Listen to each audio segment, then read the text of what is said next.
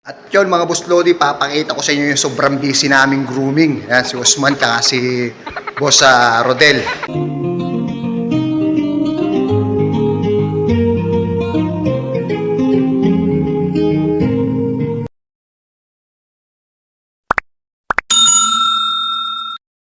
Hey there. Subscribe to my channel. And also press this bell icon. Tingnan nyo mga Boss Lodi.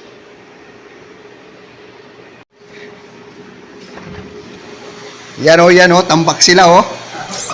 Ang dami nilang grooming o, grabe. Maganda yan, magandang panimula ng November to kasi November to pa lang full agad sila.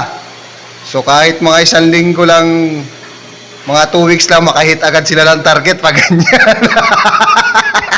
Ay na.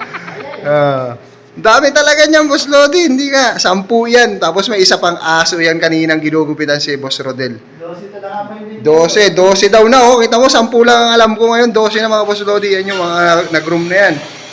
Tapos ito pang mga dito. Yan. Tambak talaga yan. Tapos yan pa, oh. Kita nyo naman yan, oh. Ang dami niyan. Kanina pa sila nagsisimula. Alas 2 na. 2 PM sila nagsimula. O anong oras na ngayon? Alas 5 na. Hindi pa rin sila tapos. Kaya yan, tandem lagi sila, partner yan, si Boss Rodel and si Mr. Usman. Yan lagi katandem yan. Grabe, may matapang pampusa kanina, pinahawakan sa akin. Grabe, pag matapang sa akin, pinapahawakan ha. Parang lugi. Tawag si Doc Abdullah, may matapang na po sabi ko, bakit di mo kaya restrain? Ayun, kita nyo naman, medyo na pumapalag-palag kasi nagugulat sa blower mga Boss Lodi. At yun nga ni mga Boss Lodi, dahil busy sila doon, ang daming tambak ng tuwalya, ng towel namin. Nagsalang na ako mga Boss Lodi. Bali, hindi pwedeng pagsabay-sabayin yung mga heavy machine natin ng pang-washing. Kailangan one at the time lang kasi mag-short. Nag-black out mga Boss Lodi ito. Yan o, paikot-ikot lang mga Boss Lodi. Parang yung jowa mo, pinapaikot ka lang.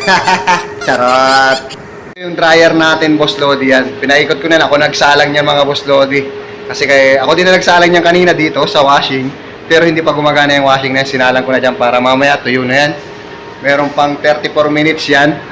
Pagkatapos naman itong madry, ito naman yung ating surgery towel naman ang ating papaikutin natin mga Boss Lodi.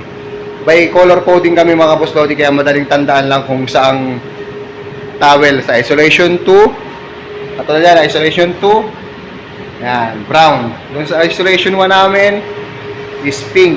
Doon sa boarding area is yan yung orange. Tapos ito sa surgery.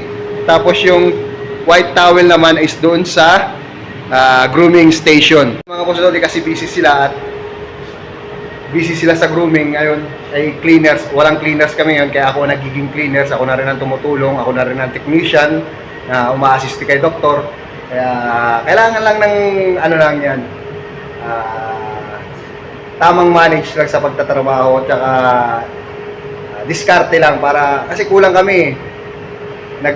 Natanggal yung isang cleaners, natanggal yung isang doktor, tapos nasa bakasyon pa isang cleaners namin. Kaya adjust lang, sabi nga nila, adjust lang mga Boss Lodi. Yun lang naman yung mahalaga doon, marunong tayo mag-adjust. At saka nagpaturo na rin ako kung paano gawin tong pag-washing na to, pag-operate ng machine, para meron din akong alam. Para mali mo, mapunta naman ako sa laundry shop, di ba? Di marunong naman ako, di ba? At least meron ako experience, may alam ako, di ba? Kahit pa paano.